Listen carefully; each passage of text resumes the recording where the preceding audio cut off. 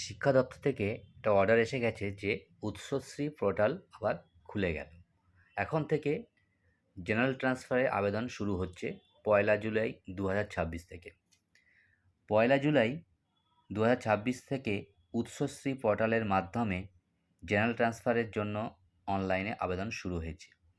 যারা আবেদন করবেন তারা আবেদন করার আগে অবশ্যই যোগ্যতা, প্রয়োজনীয় নথি এবং আবেদন পদ্ধতি ভালোভাবে জেনে নিন। সঠিক তথ্য দিয়ে আবেদন করলে অপ্রয়োজনীয় সমস্যা এড়ানো সম্ভব। জেনারেল ট্রান্সফারের জন্য কারা আবেদন করতে পারবেন? বর্তমান বিদ্যালয়ে কমপক্ষে ৫ বছর চাকরি সম্পূর্ণ হতে হবে। অর্থাৎ যোগদানের পর ন্যূনতম ৫ বছর পূর্ণ না হলে জেনারেল ট্রান্সফারের জন্য আবেদন করা যাবে না। আবেদনকারীর বয়স ৫৯ বছরের কম হতে হবে। অর্থাৎ নির্ধারিত বয়সসীমার মধ্যে থাকলেই আবেদন গ্রহণযোগ্য হবে। বাড়ি থেকে বিদ্যালয়ের দূরত্ব ২৫ কিলোমিটারের মধ্যে বেশি হতে হবে। দূরত্বের যথাযথ প্রমাণ দিতে হবে। অনেক ক্ষেত্রে গুগল ম্যাপের প্রিন্টও গ্রহণ করা হয়। শেষবার বদলি নেওয়ার পর কমপক্ষে ৫ বছর অতিক্রান্ত হতে হবে। সম্প্রতি বদলি হয়ে থাকলে পুনরায় আবেদন করা যাবে না। সাসপেনশন বা ডিপার্টমেন্টাল প্রসিডিং ডিপি চললে আবেদন করা যাবে না। সিঙ্গেল টিচার বিদ্যালয়ের ক্ষেত্রে বিশেষ নিয়ম প্রযোজ্য হবে। আবেদন কোথায় ও কিভাবে করবেন? শুধুমাত্র উৎসশ্রী পোর্টালে আবেদন করা যাবে। স্টেপ 1, পোর্টালে আগে লগ ইন করুন। স্টেপ 2, জেনারেল ট্রান্সফার অপশানে প্রবেশ করুন।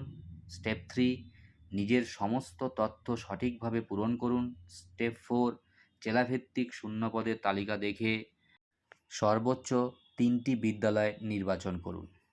বিদ্যালয় নির্বাচন করার আগে অবশ্যই শূন্যপদ ভালোভাবে যাচাই করবেন। আবেদনের জন্য কী কী নথি লাগবে? ১, appointment letter. ২, joining report. ৩, address proof. ৪, distance certificate এবং ৫, প্রয়োজন অনুযায়ী অন্যান্য নথি। তবে একটা গুরুত্বপূর্ণ বিষয় যে জেনারেল ট্রান্সফারের ক্ষেত্রে এনওসি লাগে না, অর্থাৎ বিদ্যালয় থেকে এনওসি সংগ্রহ করার কোনো প্রয়োজন নেই। ফাইনাল সাবমিট করার পর কী হবে?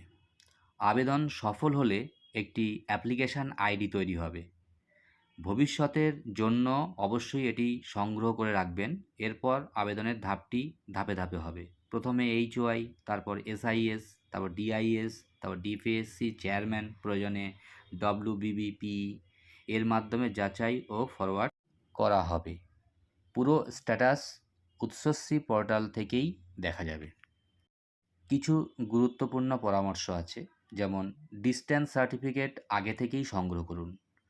গুগল ম্যাপের ডিস্ট্যান্স প্রিন্ট অনেক ক্ষেত্রে গ্রহণ করা হয়। বিদ্যালয় নির্বাচন করার আগে শূন্যপদ যাচাই করুন। ভুল তথ্য দেবেন না। শেষ দিনের জন্য অপেক্ষা না করে যত দ্রুত সম্ভব আবেদন সম্পন্ন করুন। জেনারেল ট্রান্সফারের আবেদন করার আগে সমস্ত নিয়ম, যোগ্যতা এবং প্রয়োজনীয় নথি ভালোভাবে যাচাই করুন। সঠিক তথ্য দিয়ে আবেদন করুন এবং অ্যাপ্লিকেশন আইডি সংরক্ষণ করুন। সময় মতো আবেদন করুন, সঠিকভাবে আবেদন করুন। Thanks for watching. ভালো লাগলে লাইক ও শেয়ার করতে ভুলবেন না। সাথে থাকুন, পাশে থাকুন। আমি আপনাদের অমরজিৎ বেরা।